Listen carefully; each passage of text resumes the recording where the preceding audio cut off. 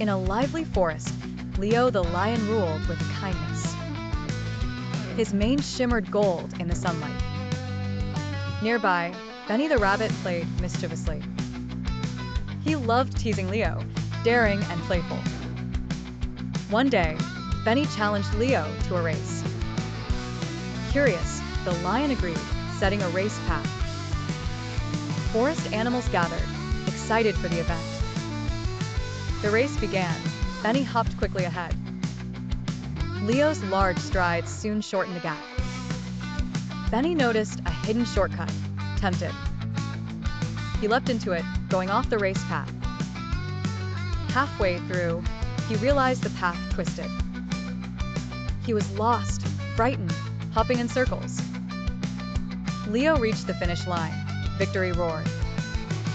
Other animals worried, searched for Benny. Hearing the noise, Leo retraced Benny's steps.